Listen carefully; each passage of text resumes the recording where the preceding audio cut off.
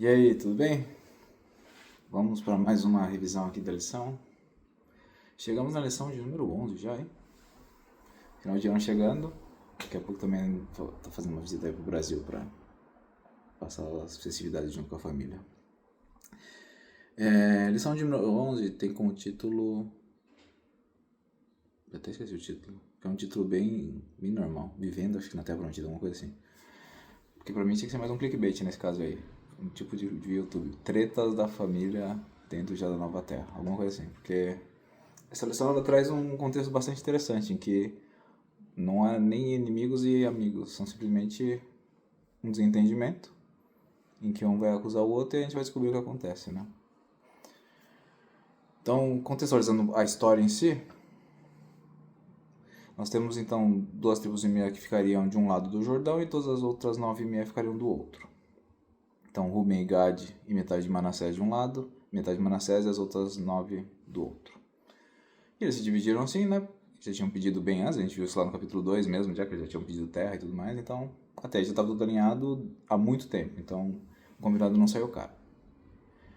Mas acontece que passado-se um tempo, né, depois de já terem basicamente dado terra para todo mundo, surgiu um certo boato para o pessoal das 9,5 que o pessoal lá do outro lado do Jordão tinha feito um altar. E aí eu quero parar nessa parte aqui, sai da questão bíblica e vamos para nossa questão pessoal aqui. Você já foi acusado falsamente de alguma coisa? Eu posso dizer que já. Eu vou dizer que mais pra frente não age tão bem quanto esses cristãos não, tá? O pessoal que fez o altar. Mas você já também acusou alguém falsamente? Não necessariamente você sabia que era falso, mas você acusou e no final das contas o que você acusou não tinha fundamento e deu errado? Eu sinceramente não lembro de um caso específico, mas é muito provável que já tenha acontecido. Logo, era a frase, aquilo que acontece com você e você é a vítima, você lembra, o que não é, você esquece. Mas nós temos um caso aqui interessante, porque aparentemente aconteceu algo muito grave. Pouco tempo se passou e eles já criaram um altar. E um altar normalmente é para sacrifícios. E se é sacrifício, não está no santuário. Se não está no santuário, nós temos um grande problema entre os dois lados. E aí chegamos ao tema. No meu trabalho, eu normalmente recebo alertas... para quem não sabe, eu trabalho com segurança de informação. Normalmente eu recebo alertas aqui do pessoal que pode estar fazendo alguma atividade suspeita.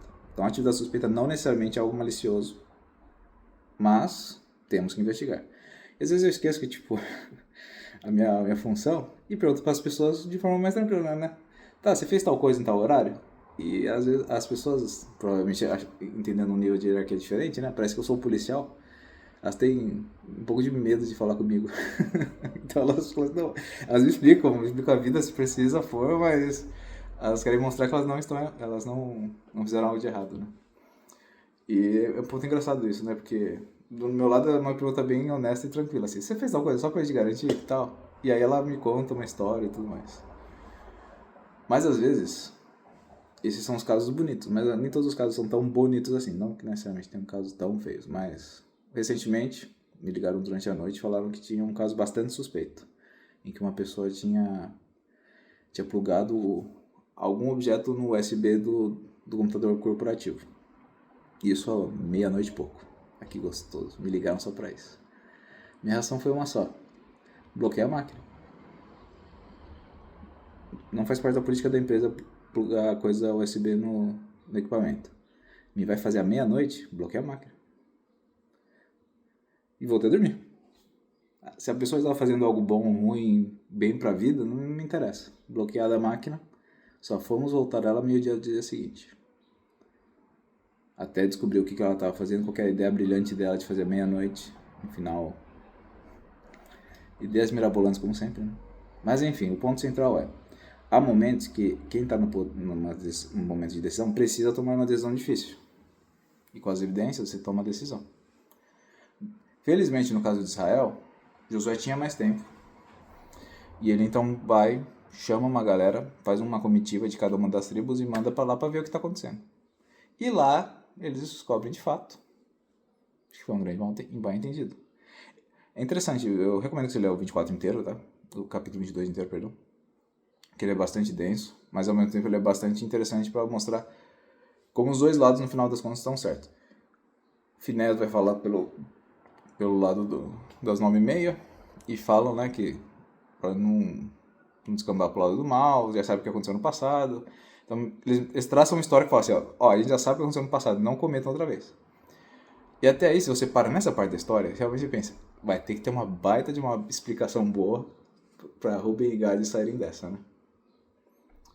Mas tinha. E esse é talvez o ponto interessante.